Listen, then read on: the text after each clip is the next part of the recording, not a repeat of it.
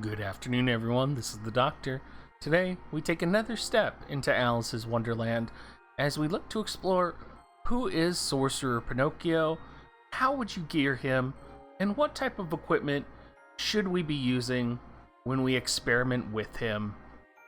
For those of you who don't know Pinocchio, he's a young man who essentially is seeking out his author so that he doesn't have to make his own decisions in life. He's a slave to his staff, and the staff wants nothing more than blood and death. Scared of the weapon in his hand, scared of his obscene staff, overwhelmed by such fear, Pinocchio sought out his author's hand. Sorcerer Pinocchio is the first unit that I've actually pulled in SINoAlice, and I have to say that I've been enjoying him quite a bit, actually. I was not planning on originally leveling him as a sorcerer. I was planning on using one of my other characters, and then in a random pull I managed to grab him, and he's really become the backbone of my guild team and the backbone of my own personal roster. He is going to be a back-of-the-line unit, and like all sorcerers, he is going to specialize in debuffing the opponents. Looking at the common traits that he's going to offer, he is going to offer magical defense and physical defense plus 75, magical attack plus 75, HP plus 50, physical attack plus 75, HP plus 50, and HP plus 300, and then finally at the bottom, cost plus 2. If you are new to the game and you are wondering what I'm talking about, the common abilities do carry over to any of the other units that you have or any of the other units you're using, so it's always important when you have your mastery to level up these common traits on traits that are really going to be important for you. His primary weapon is going to be a tome, and you can see here that in multiple areas he does get tome percentage up. Unfortunately though, we don't have too many incredible tomes right now in the global, so when we talk about weapons for him, I'm going to talk about sort of GVG weapons, I'm going to be talking about PvE weapons, and we're really going to jump into whether or not you should be using tomes all the time, and what you should be doing to support your current GVG. His primary weapon here is going to evolve into a little bit of a different coloration, but it's going to reduce the physical attack and magical attack of one enemy by a great amount, maxing out at physical attack 1080, physical defense 579, magical attack 871, and magic defense 468. The Grimoire dependence here is that core debuffing weapon that makes up the fundamental concept of Sorcerer Pinocchio. Weaken the opponents to support those around you. Does that mean you should only be focused on weakening the opponents? Should you be doing anything else? I think if we were asking the staff, it would say that we should kill those that are around us. However, I think Pinocchio has other plans. Taking a look at all of the different equipment I've acquired and trying to figure out what's really going to shine for Pinocchio, I have a couple of recommendations for everyone.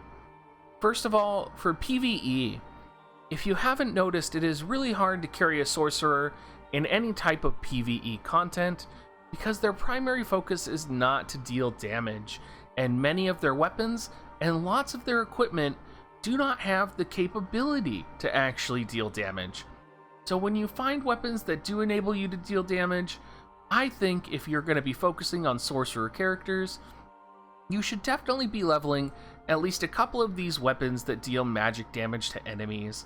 The first one being the Virgin Spinal Fluid. A lot of these weapons are easily accessible. Do remember that we are going to get significantly better weapons in the future, but if you are new to the game, this is going to be a great starting point for you. The Virgin Spinal Fluid is going to be very good for starting players. It is actually one of the beginning quest rewards that you can get, and it's something that I've been using since the very beginning. It is an SR weapon, which does mean it can upgrade to be an L weapon, and it is going to be very supportive of your character over a couple months here. Shell Wings, this is actually the upgraded version, and everyone actually has access to 2 of these right now in the global version. I think we can actually get even more depending on what tokens you want to cash in. It's going to slightly increase your own magic attack, and it's going to deal great magic damage to 1 or 2 enemies. A solid piece of equipment. It is going to be air element, unfortunately. I feel like the hardest element for sorcerers to get is water element, and so we're really going to be looking for water element weapons in the future. Almost all the weapons featured right now are going to be wind and fire, so keep that in mind. The Sealed Dragon Puppet. This is not an upgraded version, which does mean it can upgrade to L in the future, and this is another great assault, which is going to increase your own magic attack as well, and it's going to deal great magic damage to 1 to 2 enemies. Of course, I would definitely recommend this. Look at that magic attack, 1004. Going to be one of my #1 recommended weapons for him, especially in PvE content. In GVG, while you're always going to be debuffing your opponents, there's going to be times when you're going to need to heal players as well. And that's where the Ginger Sage Part 2 comes in. With physical attack 1125, magical attack 761, it greatly restores HP to 1 to 2 allies. I would say overall, pretty good. On the Coliseum support end, it is going to have a chance to increase the amount of HP recovered, which is even better. Warsong's Echo. If you didn't know, he does also have access to harps, which is going to buff your current allies. So it's going to greatly increase one ally's physical attack and magical attack. While this hasn't been my priority, I've been focusing much more on being able to heal in an emergency in GVG and being able to essentially really step in and do something about the opponents. I have found that this is useful in some respects in PvE, but honestly I think it's really for that GVG support. And honestly, instead of harps right now, I would lean a little bit more towards staffs. I feel like I do need to do just a little bit more healing since I don't have access to as many debuffs as I currently would like. Finally, we do have the pink harp. It's going to give us the Holy Knight's Gospel 1, and it's going to slightly increase 2 allies' P defense and magic defense. A little call out here though, I was warned never to invest or awaken a weapon that had an ability that was only tier 1.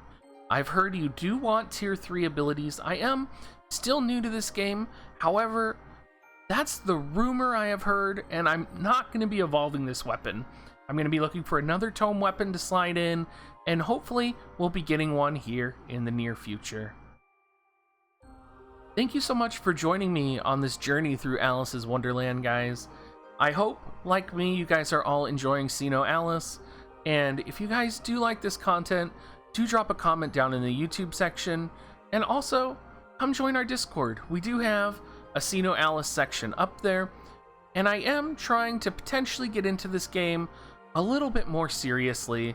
I want to see if there's a market for content out there, if you guys are really interested in seeing more about this game, because personally, I enjoy it, and I only cover games that I enjoy. Thank you so much for watching, you guys. We do stream today. Actually, no, this is coming out Monday, so I do stream Tuesday. I stream every day except for Mondays and Thursdays, and hopefully I'll see some of you guys soon, and maybe I'll hear from you in the SINoAlice Discord. Thank you so much, guys, and have a great rest of your day.